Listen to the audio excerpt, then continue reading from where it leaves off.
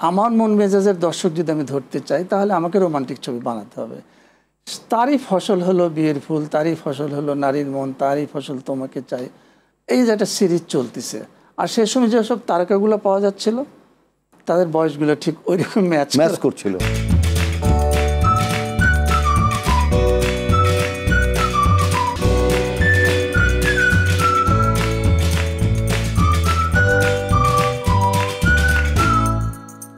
সুধী স্বজন, city bank নিবেদিত আরটিভির অক্ষরের গল্প অনুষ্ঠানে আপনাদের সকলকে স্বাগত জানাই। আমরা সবসময় আমাদের অক্ষরের গল্পের আয়োজনে সেসব মানুষদের কথা শুনতে চাই যারা হৃদয় দিয়ে এদেশের সংস্কৃতিকে লালন করেন। আমরা বলি আমাদের অক্ষরগুলো, আমাদের বর্ণমালাগুলো রক্তে ধোয়া। আমাদের যে বাক্যের গঠন সেগুলো কিন্তু আগুন দিয়ে সেঁকে নেওয়া। কারণ আমরা 1952-এর ভাষা আন্দোলন থেকে জুলাই বিপ্লব পর্যন্ত প্রতিটি স্তরে স্তরে আমাদেরকে রক্ত দিয়ে এই ভাষার মর্যাদা, আমাদের সংস্কৃতির মর্যাদা রক্ষা করতে হয়েছে।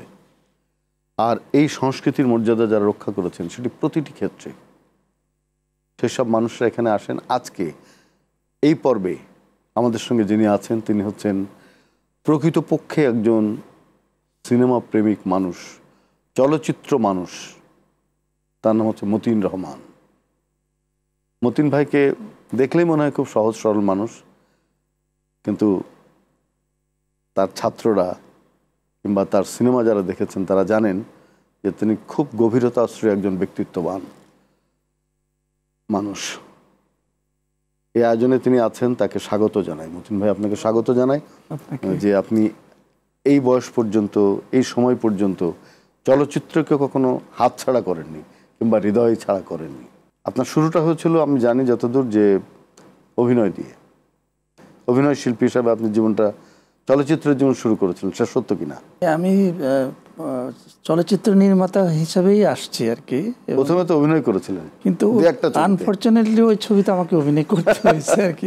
আপনি প্রথমে ছিলেন সহকারী পরিচালক, তারপরে পরিচালক। তো আপনি পরিচালক যখন হলেন তখন কিন্তু আমরা জানি যে অনেক মানে আমরা যাকে অপসংস্কৃতি বলি, এই ধরনের অনেক সিনেমা হচ্ছিল। মানে তার ভেতর বাইরে দাঁড়িয়ে মানে সপরিবারে দেখার মতো সিনেমা তৈরি করা কঠিন ছিল। কিন্তু আপনি কখনো, আপনার বিরুদ্ধে কেউ এই অভিযোগ করেনি যে আপনি অশ্লীল ছবি বানিয়েছেন। এটা কিন্তু আমি অন্তত শুনিনি এবং দর্শকরা নিশ্চয় শুনবেন না সে কথা। তো এই যে আপনি এই যে বিরুদ্ধ স্রোতের যে যাত্রা, সেটা কিভাবে সম্ভব হলো? এটা খুব সংক্ষিপ্ত ইতিহাস। কারণ আমার নিজেকে তৈরি করার যে প্রচেষ্টা ছিল বা আমি তৈরি করার যে পথটা ছিল সেটা দুই রকম। সেটা হলো যে আমার শিক্ষাগুরু আর কি, যার কাছে আমি সিনেমা নির্মাণ পড়েছি, তিনি হলো আলমগীর কবির। তো স্বাভাবিকভাবে তখন কি হয়েছে, যখন যারা পড়তে যায় তখন কিন্তু সিনেমার ভাষা, সিনেমার প্রকৃত উদ্দেশ্য বিষয়গুলোকে সচেতনভাবে তার মস্তিষ্কে গেঁথে যায়। পাশাপাশি আজিজুর রহমান, যিনি আমার সম্পর্কে বড় মামা, তিনি তখন খুব দাপুটে পরিচালক আর কি। তো এই যে জগতের নির্মাণ শৈলীর ভিতর দিয়ে তার কাছ থেকে হাতে কলমে শেখা আর একটা বিদ্যা জাগতিক জ্ঞান নিয়ে আসা, তো সিনেমা দুইভাবে পারপাসটা সার্ভ করে। একটা হলো শিল্পচর্চার ভিতর দিয়ে শৈল্পিকভাবে বিনোদন তৈরি করা বা সৃষ্টি করা, আর একটা হলো মানুষকে মনোরঞ্জনের দিকে রাখা। তো এই দুইটার সংমিশ্রণের যে একটা ফল, সেটা হলো আমার সিনেমার উপহার দর্শকের কাছে পৌঁছে গেছে। তাতে হয়তো কিছুটা হয়তো শৈল্পিক ব্যাখ্যা আসছে, কিন্তু অনেক স্পষ্ট নয়। আমি আলমগীর কবির বা জহিরানের মতন কোনো স্পষ্ট বক্তব্য রাখিনি। তোমাকে চাই, জি, সালমান শাহের বিখ্যাত ছবি। এর মধ্যে যে গান, প্রত্যেকটা গান কিন্তু খুবই সুললিত, আমি বলবো খুব নান্দনিকভাবেও সফল। ছবিটা খুব হিট ছবি। এখনো পর্যন্ত সালমান শাহর জন্য যে মানুষ কাঁদে, তাকে দেখতে চায়, এখনো পর্যন্ত সালমান শাহর কিন্তু যথেষ্ট ফ্যান আছে আমরা জানি। তো আপনার হাতে তৈরি প্রায় এইসব নায়কেরা, আপনার কি মনে হয় যে আমাদের যে এই রোমান্টিক ছবিগুলো যে এখন চলচ্চিত্রে নেই, তার কারণটা কি? রোমান্টিক ছবি নাই বলতে গেলে, যে রোমান্টিক ছবিতে অভিনয় করবে তার বয়সটা রোমান্টিক এজের হতে হবে। তো এখন যারা অভিনয় করছে তাদের এই গল্পগুলো ম্যাচ করবে না, যাকে দর্শক এখন পছন্দ করছে তাদের গল্পে এখন ম্যাচ করবে না। এই একটা কারণ হতে পারে। আর একটা কারণ হতে পারে যে নির্মাতাকে একটু রোমান্টিক হতে হবে আর কি। সে যদি আপনি কবি মানুষ ভাই, আপনাকে আমি কি বোঝাবো? আপনার যদি কবিতার প্রতিটি অক্ষর যদি রোমান্টিসিজম না থাকে তা আমাকে আকৃষ্ট করবে না। স্বাভাবিকভাবে আমার ছবিতে যদি প্রত্যেকটা ভিজুয়াল সেভাবে রোমান্স ক্রিয়েট না করে সে ছবিও দেখবে না। তার জন্য ওই শব্দ বলি যেমন আপনার দরকার, আমার সেরকম উপাদান লাগবে। উপাদান হলো স্টোরি। আমাদের বিখ্যাত কবি রুদ্র মোহাম্মদ শহীদুল্লাহর গান, জি, ভালো আছি ভালো থেকো আকাশের ঠিকানায় চিঠি লিখো, এটা আপনি চুজ করলেন গান? হ্যাঁ। কেন করলেন? আমি কবিতা সবসময় ভালোবাসি, তো সব কবিতা তো গান আকারে আনা যায় না। এই কবিতাটা আমি দীর্ঘদিন ধরে আমাদের ভিতরে লালিত ছিল। তারপর বাংলাদেশের সম্ভবত টেলিভিশনে এই কবিতার একটা নাটকে ব্যবহার করেছিলাম। তখন চিন্তা করলাম যে এই গানটা কেন সিনেমায় বড় ক্যানভাসে আনতে পারি, বড় ক্যানভাসে আনা যায় না। তখন ওই গল্পটি লেখার সময় আমাদের একটা টার্গেটই ছিল যে এটা আমরা এই গানটা ছবিতে নিয়ে আসব। সে গান পাওয়া নিয়ে অনেক বড় গল্প আছে। আজকে অসীম দা নাই। রুদ্র কি যে জীবিত ছিল? না, তখন তো উনি নাই, কিন্তু গানটা ওনার মার কাছ থেকে আমি নিয়েছি। যে বিয়ের ফুল, নারীর মন, এই ছবিগুলো যে আপনি সুপার রোমান্টিক ছবি, মানে একে আপনি সবসময় তরুণ নায়ক দেখে দেখে করতেন যে এদের মধ্যে রোমান্টিসিজম আছে, এটা ভেবে করতেন? এটা একটা দেখেন, এটা বয়সের সঙ্গে দর্শকের বয়সের একটা মানে চলচ্চিত্র নির্মাতার যে বয়স থাকে সে বয়সের গল্পগুলোই তার ভালো লাগবে স্বাভাবিকভাবে। এখন আমার যে বয়সের ছবিগুলো তৈরি হয়েছে সে সময় আমার রোমান্টিক বয়স যাচ্ছিল আর কি, যার কারণে আমি তো সব শ্রেণীর দর্শককে আমি ধরতে পারবো না। তা আমার মন মেজাজের দর্শক যদি আমি ধরতে চাই তাহলে আমাকে রোমান্টিক ছবি বানাতে হবে। তারই ফসল হলো বিয়ের ফুল, তারই ফসল হলো নারীর মন, তারই ফসল তোমাকে চাই। এই যে একটা সিরিজ চলতেছে, আর সে সময় যেসব তারকাগুলো পাওয়া যাচ্ছিল তাদের বয়সগুলো ঠিক ওইরকম ম্যাচ করছিল।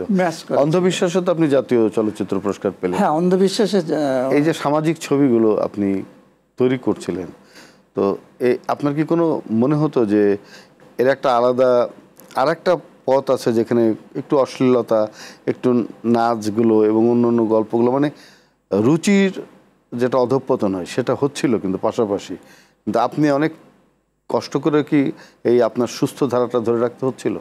এটা তো হয় কি, এটা তো পরিচালককে তো শুধু ছবি নির্মাণের সময় সংগ্রাম করে না, ছবি একজন প্রযোজকের কাছে গল্প মানে পছন্দ করাতে যে তার যে সংগ্রামটা, যে কষ্টটা করতে হয়, সেই কষ্টটা করতে হয়। কারণ আমি যদি সবাই যে পথে যাচ্ছে সে পথে যদি আমি যাই তাহলে তো যা কিছু হচ্ছে তাই হবে, কিন্তু আমাকে যখন প্রযোজককে বোঝাতে হচ্ছে যে আমি একটা সামাজিক গল্প বলতে চাই, তখন কিন্তু প্রযোজককে নানাভাবে আমাদেরকে বোঝাতে হয়। আর আমাকে এটাই বলতে হয় যে আমরা তো একটা সমাজে এমন একটা একান্নবর্তী পরিবারে আমরা মানুষ হয়েছি, আমরা কি আমাদের সে অস্তিত্ব, সে সামাজিক মূল্যবোধ, মানে একত্র থাকার যে আনন্দগুলো কি হারিয়ে যাবে? যাবে না। কারণ এইগুলো প্রেক্ষাপট থেকে তো আমাদের জন্ম, এগুলো প্রেক্ষাপট থেকে আমাদের চর্চিত জীবন, তাহলে এগুলো সিনেমায় থাকলে সমস্যা কি? সেই হিসাবে ওই ছবিগুলো তৈরি হয়েছে আর কি। আমি যতদূর আপনাকে দেখেছি, জেনেছি এবং এখন যা জানি, আপনার ধ্যানী মানুষ। তো মানে গবেষকরা, লেখকরা এরকমই হয়। ওটা বাধ্য হয়ে ওর জন্য কোনো ধ্যান ট্যান লাগে না। আপনি একটা আর্টিকেল লিখবেন, আপনি একটা চিন্তা করবেন, আপনি একটা কবিতা লিখবেন। এটা কি আজিজুর রহমান কাছ থেকে পাওয়া না কি? আমার যেটা মনে হয় যারা একটু বেশি পড়তে চায় তারা আবার লিখতে চায় আর কি। তা আমার হয়তো ওইরকম একটা অভ্যাস ছিল যে একটু কিছু লিখি, একটু কিছু পড়ি। পড়ে যদি আমি এটা এক্সপ্রেস করতে না পারি তাহলে তো আর পড়ে লাভ হলো না। আমার বেদনা, আমার আনন্দটুকু যদি দর্শকের কাছে না যায়, সেটা তো সবসময় তো সিনেমায় যাবে তা তো নাই, সে সুযোগ নাই। আর এই মুহূর্তে আমার সুযোগ নেই যে সিনেমা বানিয়ে আপনাকে মানে অভিভূত করে ফেলবো। সেই বিধায় আমার এই লেখালেখির ভিতরে আমার একটা মনোযোগ বেশি চলে গেছে, আর ছাত্রদের জন্য লিখতেই হয় আমাকে। আপনি কাজী নজরুল ইসলামের রাক্ষসী, কাজী নজরুল ইসলামের রাক্ষসী, এই কাজটা আপনি করেছেন, এটা কিন্তু কঠিন এবং গল্পটাও কিন্তু ডেঞ্জারাস, যে স্ত্রী হত্যা করে তার স্বামী। হ্যাঁ, সেটাই। জি, তো এটা অনেক মানে আমি যদি বলি যে এর ভিতর ফিলোসফিক্যাল অনেক কাজ আছে, সাইকোলজিক্যাল কাজ আছে। কেন একটা নারী তার স্বামীকে হত্যা করবে? কোন কি, কত ক্ষুব্ধ হলে, কত ক্রোধ হলে সে করে, ক্রোধ হলে, এবং সে বলছে যে আমি মানে ওপারে তোমাকে আমি চাই, আর আমি চাই না তোমার আরো বেশি পাপ তৈরি হোক আর কি। তাহলে তার আগেই তোমাকে তোমাকে আমি পাবো না, অন্য কেউ পাবে, এটাও হবে না। এটা কাজী নজরুলের একটা, এটা কি আমাদের আবহমান বাঙালি নারীদের ক্যারেক্টারের মধ্যে আছে? না, এক্সপ্রেস করে কেউ করে না। না, এটা হ্যাঁ, এটা অনেক ঘটনা তো ঘটেই যায় এভাবে, যে আমার জিনিস আমার কাছেই থাকবে, নারীরা তো চাইবে না তাদের প্রিয়জনকে এরকম ভাগ করে কেউ নিয়ে যায়, বা কুন্তির মতন মেয়েরা তাদেরকে প্রলোভিত করুক। আমরা আপনার কাছে এই গল্পটি শুনবো ফিরে এসে বিরতি থেকে। প্রিয় দর্শক, আপনারা দেখছেন সিটি ব্যাংক নিবেদিত RTVর অক্ষরের গল্প, যাচ্ছে বিরতিতে। আশা করছি থাকবেন আমাদের সঙ্গে।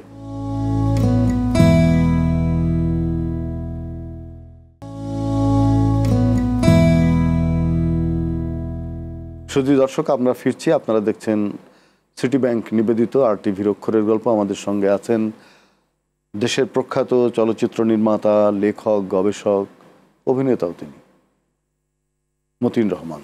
মতিন ভাই, এখন যে ছবিগুলো হচ্ছে, জি, সেই ছবিগুলো সম্পর্কে আপনার কি ধারণা? অনেকে বলছে যে তরুণরা ভালো ছবি নির্মাণ করছে।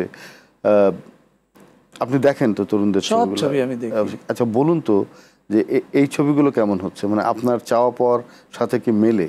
আমি যেটা মনে করি, ছবি তো বৃহৎ অংশের মানুষের জন্যে ছবিটা তৈরি হয় আর কি। এখন যেগুলো ছবি তৈরি হচ্ছে সেটা হলো পুঁজিবাদী দৃষ্টিকোণ থেকে কিন্তু ছবি তৈরি হচ্ছে, এবং আমি যদি মনে করি এই ছবিগুলো খুবই পলিশড, খুবই টেকনিক্যালি রিচ, টেকনিক্যালি এডিটিং এ খুব রিচ, তাই না? সব দিকে রিচ, কিন্তু গল্প নেই। এখন যদি আপনি মনে করেন যে এটা সামাজিক দায়বদ্ধতা থেকে কতটা দাবি পূরণ করছে, সে জায়গায় কিছুটা হিসাবের একটু গরমিল হবে, কিন্তু দর্শক পছন্দ করছে, দর্শক দেখছে এবং তারা নির্মাণ করছে। এটার কারণ কি এই যে আমাদের যে প্রযুক্তির যে একটা বিরাট উন্নতি হয়েছে এবং তরুণরা প্রযুক্তির সঙ্গে আছে, বিশ্বজুড়ে সিনেমার চেহারাটা বদলে গেছে। তা বদলেছে, কিন্তু আমি তো গল্প পাই। ধরেন আপনি ওয়েস্টার্ন যে সমস্ত ছবি এখনো হচ্ছে, তো গল্প আছে, গল্প ছাড়া তো নেই, কিন্তু এই ছবিগুলোর মধ্যে এরকম গল্প পায়, মানে গল্প রিলেট করাই কঠিন হচ্ছে না। এটা হয়েছে কি, আমরা তো এখন সবকিছুই এক নজরে সবকিছু দেখতে চাই, নিজেকে এক্সাইটেড করতে চাই, সবকিছু হলিউড স্টাইলে আমাদের নিজের জীবনযাপন করতে চাই। সেই ক্ষেত্রেগুলো এই যে ইয়ং দর্শকদের যে মন মানসিকতার সঙ্গে এই ছবিগুলো খুবই অ্যাডজাস্ট হয়ে গেছে এবং তারা পছন্দ করে। তখন সর্বক্ষণই তারা নেটফ্লিক্সে, আমাজন প্রাইমে এই সময়গুলো দেখছে। যখন দেখে যে আমার এলাকার লোক, আমার পরিচালকরা এটা বানাচ্ছে, তখন তারা এটা দেখছে আর কি। এই যে ধরুন ময়মনসিংহ গীতিকা থেকে একদম বীরাঙ্গনা, তাই না? এই যে একটা জার্নি আছে, তো আমরা আমাদের গল্পের তো শেষ নেই, গল্প আছে প্রচুর। আমরা আমাদের ঐতিহ্য উত্তরাধিকার অনুসন্ধান না করে আমরা বাইরের ছবি নির্মাণ, বাইরের একটা কিছু হিট করলেও এটা একটা নকল করতে হবে। এই যে একটা প্রবণতা, এই প্রবণতা কেন? না, এই প্রবণতা হলো যে একজন নির্মাতার পাশাপাশি একজন প্রযোজক যে ফাইন্যান্স করবে, তাকেও কিন্তু ওই যে আপনি ইমপ্রেস করতে হয়। হ্যাঁ, তাকে তো সে উৎসাহিত করতে হবে, সে বলতে হবে। যেমন আমি আপনাকে একটা উদাহরণ দিয়ে বলি, যে একটা জটিল মুহূর্ত, তখন কিন্তু ম্যাক্সিমাম সামাজিক ছবি তৈরি হচ্ছে। আজকে আজকে যদি বলি যে আপনার রাজমণি সিনেমা হল নাই, সেই সিনেমা হলের মালিক মানে আমাদের আসানুল্লাহ মনি, কুদরতুল্লাহ পনির, তারা কিন্তু সেই সময় বীরাঙ্গনা সকিনা নামে একটা বিশাল গল্পের ছবি কিন্তু বানাচ্ছে। কেন বানাচ্ছে? তারা যেহেতু ইসাখার মানে আমলগুলো, তার যে ঐতিহ্যবাহী যে গল্পগুলো তাদের কাছে অ্যাট্রাক্ট করেছে, এবং তাদের লস হলেও তারা বানাবে এবং বানিয়েছে। আমি সেই ছবিটা বানিয়েছি, অনেক পরিশ্রম করে ছবিটা বানিয়েছে, চলেনি। ওই যে একটা প্রেরণা থাকতে হবে যে আমি বানাবো, এই ধরনের ছবি আমি বানাবো, আমার লস হলেও বানাবো, বা আমি একটা এক্সপেরিমেন্ট করতে চাই। এই ধরনের প্রযোজক ছাড়া তো পরিচালক আগাতে পারবে না। আপনি টোটাল কতগুলো চলচ্চিত্র নির্মাণ করেছেন? টোটাল কত? আমার তো 2 ডজন, 24টা। আপনি সর্বমোট 24টি ছবি জি করেছেন। তো এর মধ্যে সবচেয়ে কোন ছবিটা আপনার মনে হয় যে আপনার যে শৈল্পিক বোধ, আপনার যে অনুভব, কিংবা আপনি যা বানাতে চান তার কাছাকাছি গেছে? যে কথাটি জানতে চেয়েছিলাম, সেই ছবিটা যেটা আপনি আপনার চাওয়ার কাছাকাছি, আপনার স্বপ্নের কাছাকাছি কিছুটা গেছে, সম্পূর্ণ তো যায় না, কিছুটা যায়, সেই ছবিটা কোনটা? দেখেন, একটা শিল্পী সবসময় অতৃপ্ত বাসনা নিয়ে ঘোরে আর কি, অতৃপ্ত আত্মা নিয়ে ঘোরে।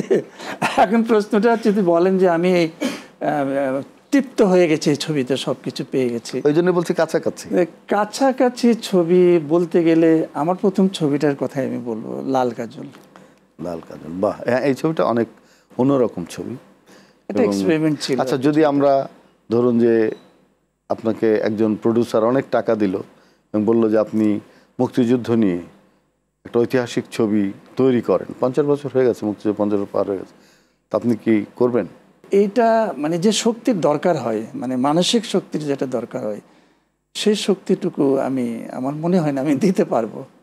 আপনারা হয়তো বলতে পারেন যে শিল্পীরা থেমে যায় না, আমি এই জায়গাটায় থেমেই রেখেছি আর কি, যেতে চাই আর কি। কারণ কিন্তু আমরা আপনাদের প্রতি আশাবাদী, অন্তত আপনার ছাত্রদের কাছে আমরা মানে আশাবাদী যে সে তার প্রজন্মকে শিক্ষা দেবে ছবির ভেতর দিয়ে উন্নত জাতি গঠনের, উন্নত নান্দনিক বোধ তৈরি করবে, এবং আমরাও দেখে আনন্দিত হব যে না, আমাদের ছবি হারিয়ে যাচ্ছে না।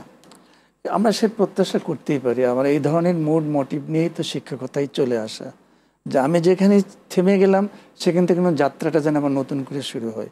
এই কারণে আমার প্রফেশন চেঞ্জ করা। আমি যখন পড়াতে গেছি, বিশ্ববিদ্যালয়ে গেছি, তখন কিন্তু আমি অনেক ব্যস্ত পরিচালক। সবাই বললো যে এরকম একটা ব্রাইট জায়গা যেটা তুমি সংগ্রাম করে তৈরি করলে একটা ফিল্ড, সে ফিল্ড থেকে তুমি হঠাৎ করে জাম্প করে চলে গেলে কেন?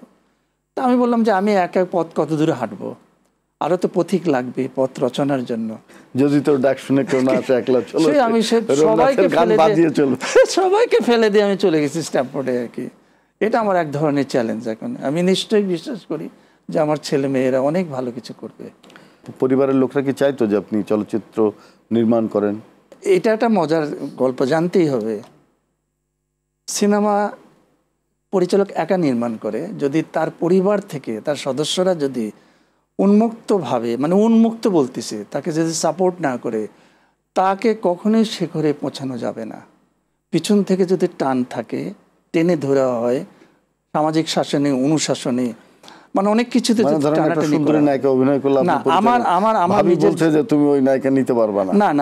আমার এই ধরনের কোনোদিন প্রবলেম হয়নি। আমি যার সঙ্গে সংসারে আছি, জুটিবদ্ধ হয়ে আছি, সে আমার চেয়ে বড় উদার।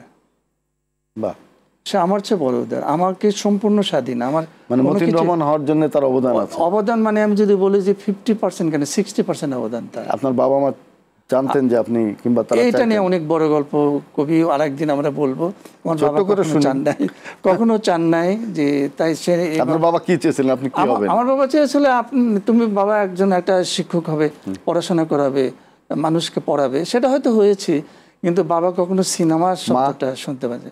মা নীরব, বাবাকে আসে আপনি করে বলতো, বাবার উপরে কোনো কথা বলতো না। কিন্তু মা কি লুকিয়ে কখনো আপনার তৈরি ছবি দেখে? মা দেখছে যে বাবা যেটা চাচ্ছে না, সে চুপচাপ করে আছে। 5 বছর আমার বাবা আমার সাথে কথা বলতো না। ওই ঢাকা থেকে কবে আসা হলো, আবার কি যাওয়া হবে কবে, সেখানে কি ভালো থাকা হয়, সেটা এটা অনেক বড় গল্প আর কি। আপনার মা কি লুকিয়ে চুরি আপনার বানানো ছবি দিয়ে একটা দেখেছিল? আপনার বোন ভাইরা দেখেছে, কিন্তু মার দেখা তাই না? সেটাই আর কি। যাই হোক, তো আমার মনে হয় যে আপনার যে বৈবাহিক সম্পর্ক, সেটাকে চলচ্চিত্র নির্মাণের ভেতর দিয়ে। এইটা তো আরেক প্রজন্ম অন্য প্রশ্ন করে বসলেন ভাই। আমি করেছি আমার বন্ধুর মেয়েকে বিয়ে। আচ্ছা। ওর বাবা আমার এক ধরনের অসম বয়সীর একটা বন্ধু ছিল। আচ্ছা। তার মেয়েটাকে দেখে আমার পছন্দ হয়েছে। সে চায়নি যে বন্ধু সিনেমা করে আমার মেয়ে তার সাথে বিয়ে হোক, কিন্তু বন্ধুর ওয়াইফ, তার মা, মানে সে চেয়েছিল যে হ্যাঁ, আমরা শুনেছি। এখন তো তারা সুখী, যে এরকম একটা ভালো মানুষ। অবশ্যই তারা সুখী, হয়তো সুখী, হয়তো আমাকে প্রকাশ করে না, কিন্তু সুখী হওয়ারই কথা। আপনার মতো একজন ভালো মানুষ। না ভালো না, আমি কষ্ট দেই না কাউকে আর কি। কষ্ট পেতে ভালোবাসি, কিন্তু কাউকে কষ্ট দেই না আর কি। আমার কারণে কেন কষ্ট পাবে আর কি। কবিতা লেখেন কি? লিখি, কিন্তু ছাপানোর সাহস হয় না। কে আপনাকে বাধা দেয়? কবিতা তো আমার ছাপানোর সাহস হয় না। আমি লিখি না কেন, লিখতেই হয়তো। চলচ্চিত্রের যে বিকাশ, তার শুরু, তার উত্থান, তার যে পতন, যাই হোক, মানে এইগুলো নিয়ে যে একটা গবেষণা দরকার, এরকম গবেষণা কি হয়েছে? এখন যারা গবেষণা করছে সত্যিকার অর্থে, আমিও তো একটা গবেষণা করে আসছি, তারা চলচ্চিত্রের লোক নয়। আমি যেটা বলছি, চলচ্চিত্রের মানুষে যদি চলচ্চিত্রের গবেষণা না করে, তাহলে সে গবেষণার ভিতরে কোনো শক্তি পাওয়া যাবে না। এটা একটা উপর ভাষা, সারফেস থেকে এটা হবে আর কি।